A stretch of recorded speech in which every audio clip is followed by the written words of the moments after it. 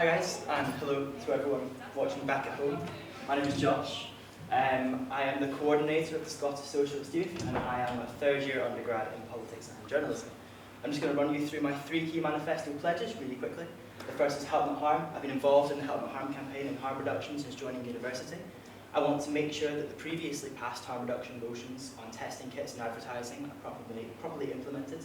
I want to develop a system for anonymous access to testing kits, and I would also like to push the university to reform its mental health policy and reform its drug disciplinary system. My second pledge is No Platform for War Criminals. In 2018, an Israeli diplomat was invited to give a talk, and in 2023, Alistair Campbell was invited to give a lecture. The union failed to show opposition to either of these events, and I would ensure that in the future it does. And my third is the revival of student life and culture.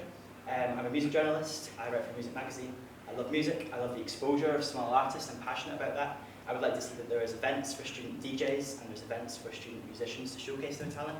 I would like to campaign on behalf of creative societies to get extensions and assignments from working on big shows and projects, and I would like the unions to be more actively involved in student campaigns and activity. Thank you. Okay. Hi guys, my name is John Aditya. I'm a postgrad student and I'm doing my marketing. So currently I am the postgrad volunteer officer. So the key points that I've posted on my manifesto, I'll just point few of them. One is mainly about cost of living, which is hard for both postgrad and undergrad students, because whatever I've jotted down on my manifesto is all about experience, personal experience and student experience. One is that, and secondly is about the part-time jobs, their availability, where I would be keenly working with getting all the students, whoever is in need of a part-time job, to contact with local businesses, find opportunities for all the students, that there should not be any lack in regards with that. And thirdly is introducing inter-college, inter-university competitions with different societies, and where it's not just about University of Stirling, but our students get an exposure to other universities as well. So these are the main points that I have, and yeah, thank you. Yeah, I'm Justine. I'm the current VP Communities at the Students' Union, and I'm the president. I'm a static officer that gets things done. I don't know if you've seen the microwave at Scran, but I got that done. I got that there. I don't know if you've seen the bus timetable screens, but I did that. I don't know if you've seen that recently the university has passed a socially responsible investment policy, and that was a campaign by Global Justice for divestment, but I helped see that through. I've been involved in the student movement for a really long time. Actually, I co-organised the Alistair Campbell protest. I've supported the UCU and been a really close ally of them for years. And I've worked with the organisers of the anti-fascist rally, most recently in September.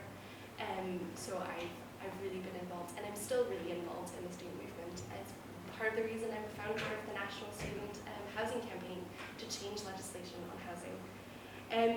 Student engagement is really, really hard to get if you can't afford to eat.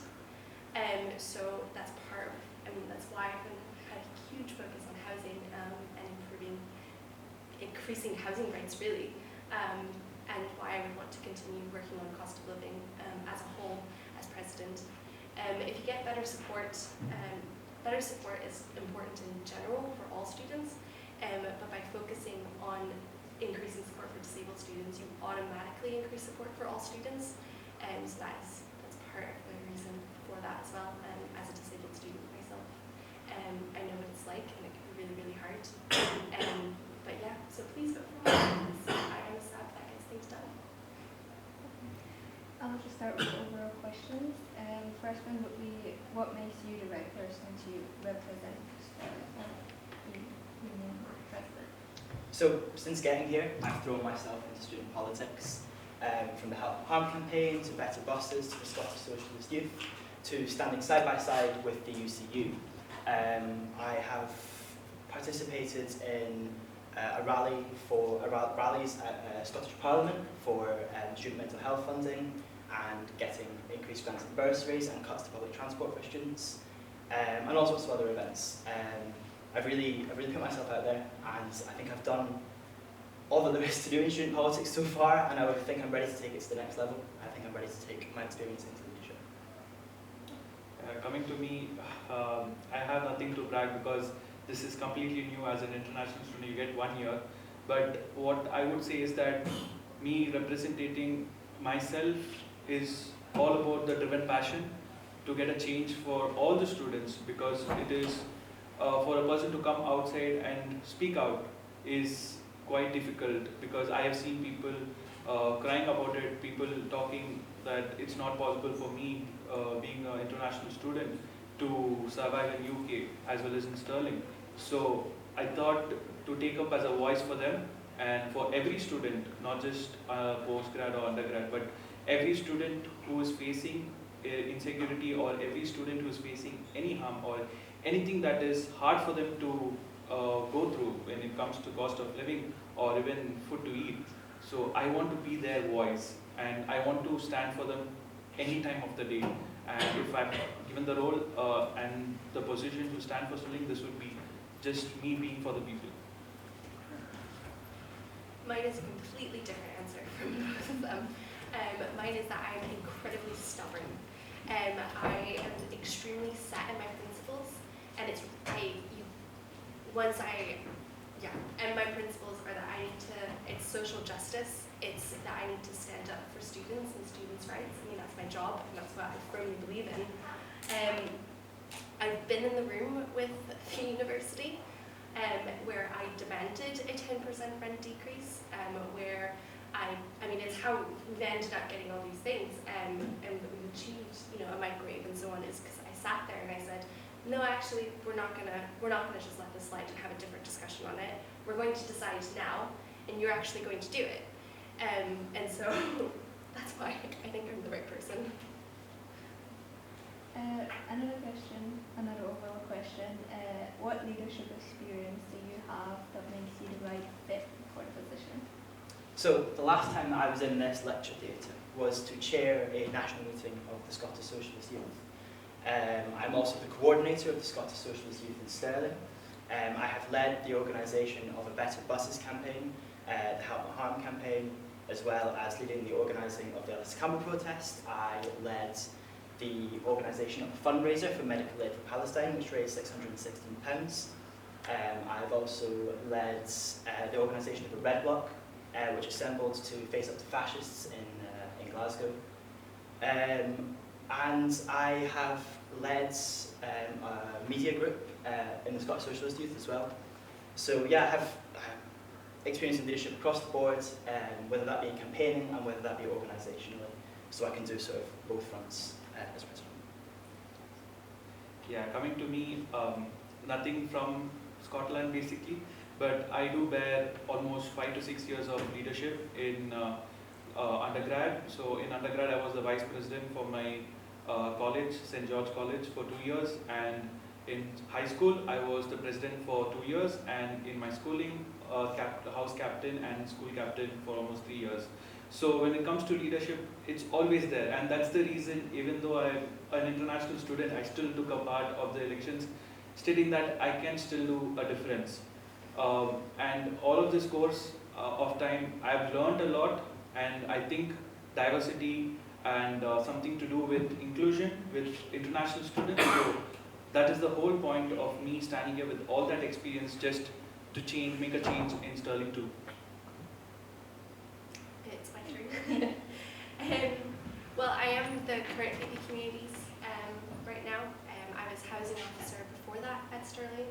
I was the main coordinator of Student Action for Refugees before that, and before that I had literally just arrived. It was the middle of COVID.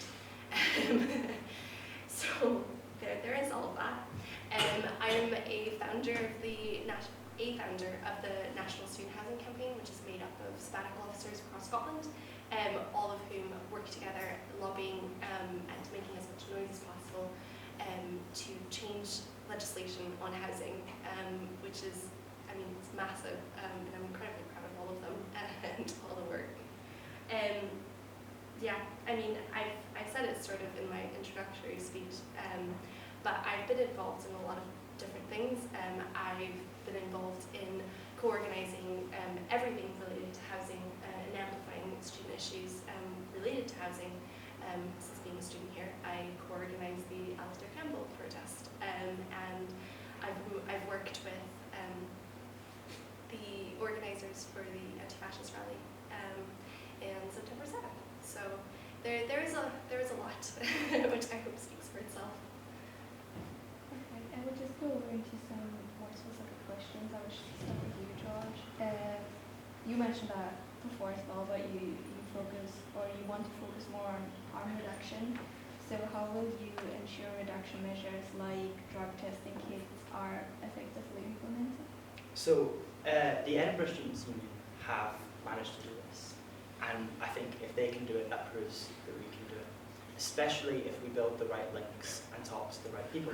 As the Help No Harm campaign has already done, we have a close working relationship with harm reduction policy experts and harm reduction charities such as Peter Criken and Crew 2000. And I think through working with them, through their expertise and through the expertise that we've developed through our campaign over the last few years, we can do that. I think I can carry that experience into my role as union president to implement those measures. And John, you said you want to create more part-time job opportunities. So what incentives will you offer local businesses to encourage them to actually hire students? Yeah. So as we all know, we all have university already have careers as well as enterprise, and along with that, I have even found out few initiatives, that is Go Forth Stirling, and these local businesses are not just startups; they are planning to do differently. So I thought I even had a word with Emily about it, because finding a part-time job for any student is going to be hard, and they apply on LinkedIn or they apply on Indeed, they don't get proper response, and it takes almost weeks for them. So collaborating with local businesses, talking to them and telling them that our students are available for part-time jobs and you can hire them from the campus itself, where we would set up stalls where initiative is just for startups as well as for existing local businesses, where they just come up, hire students, put up the posters of what is the need, the requirement, the job description, and based on that how many hours they want, and it has to be 0-hour contract, where the students also are flexible with their timetable too, and yeah, they get their wages as per the law. Okay. And Justine, you mentioned that one of your primary focuses has been fighting for better protection for student housing. How do you plan to balance long-term legal changes with immediate practical solutions for students struggling with housing right now? That's a great question, and it's one that I've thought about a lot throughout the year, and even before starting, because long-term changes are really important, but it is really hard to fix now. Part of what I've done is I've made Know Your Rights booklets, which I hope everybody in this room has, but it's got your basic tenancy rights as well as employment rights, so that you are able to empower yourself and know what your rights are, and to identify when those are being breached, which is a key thing. Another thing is with regards to student housing specifically, and we've been in discussion as every year around rent and possible rent increases within the university accommodation, where I then stand up, and this is where my stubbornness is really handy, and I go and I've written an entire report on the cost of living situation for students, and I say this is ridiculous. We cannot have another rent increase. Students can't afford it. Yeah, I mean there's so many things, and I wish I could go into detail, but I also know that there is a limit on time. But thank you, Josh. A key part of your manifesto revolves around societies. Why did you choose to run for president and not with your community? So my vision goes beyond societies.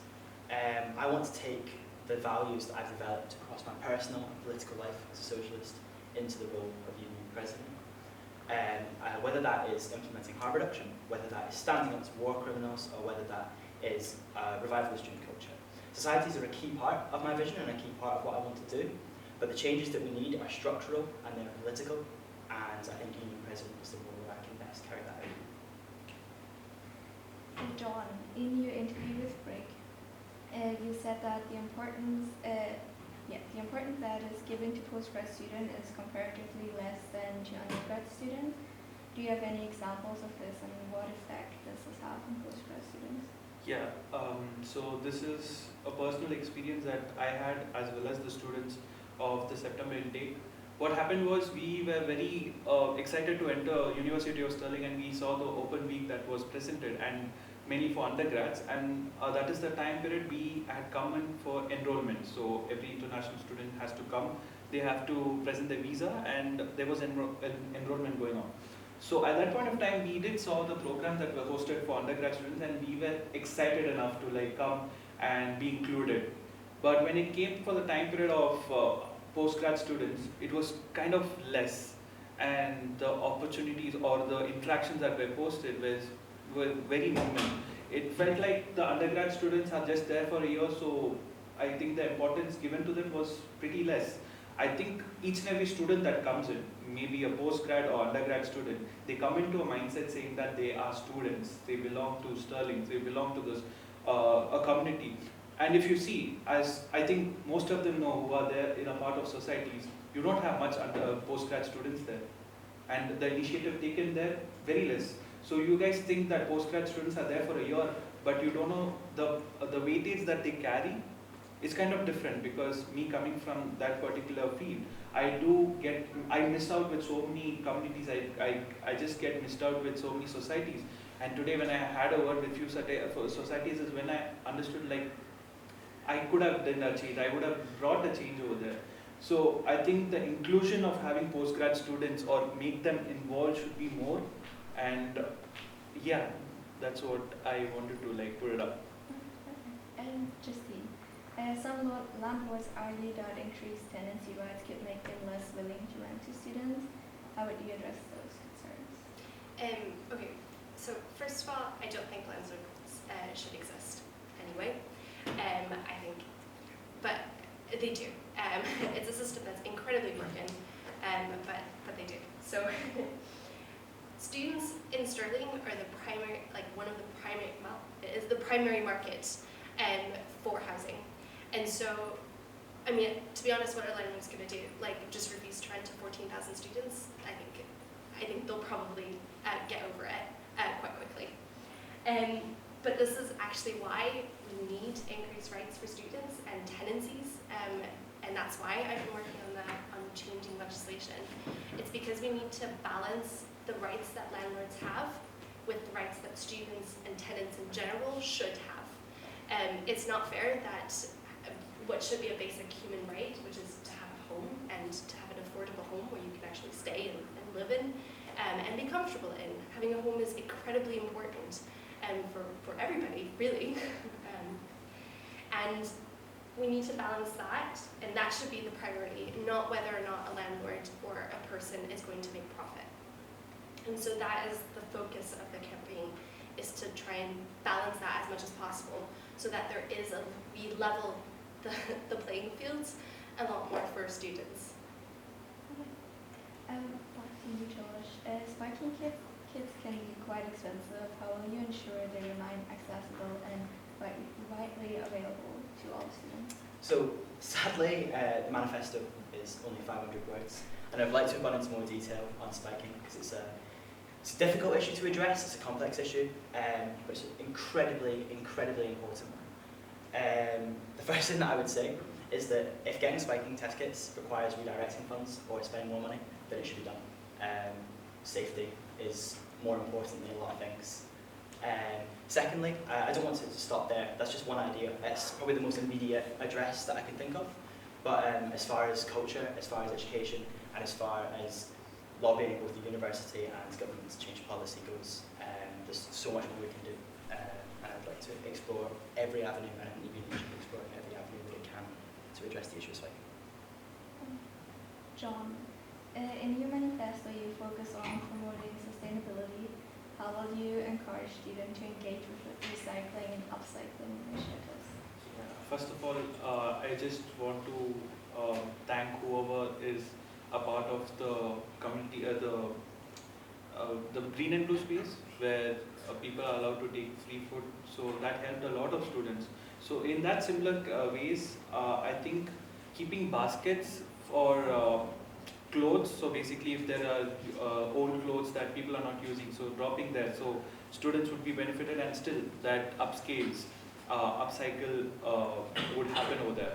And secondly, what I've noticed in the campus itself, there are only certain bins for like the pizza box, but when I just went and threw the dustbin, there is a pizza box in a bin where it shouldn't. So I think the bin should be little more recyclable, and it has to be noticed where the students should put certain waste or certain recyclable waste in certain bags or certain boxes, which should be taken note of, because if you see the bins that are placed at Scran or sub, it's well organized. You do know where to drop and the holes that are put in.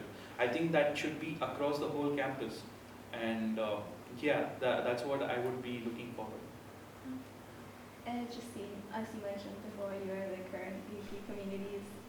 What lessons have you learned from your role that you can bring into your presidency? Oh my God, I've learned so much. I've learned the system and the way that it works. I've learned like exactly how much power that we do have. I mean, I knew before that as a collective that we can have a lot of power, but oh my goodness, the university is always watching. Not in a creepy way, but in a, they like are paying attention to what students want and students what they care about and what we do, and it is really powerful. And so when you make a lot of noise or when you have a lot of complaints and we go into those meetings and we say students care about this thing, they kind of already know about it, and that's really powerful. And my other thing is, and this is a recommendation to any future staff officer, but you need a notebook. I call it a radical notebook. Some people call it an intimidation tactic.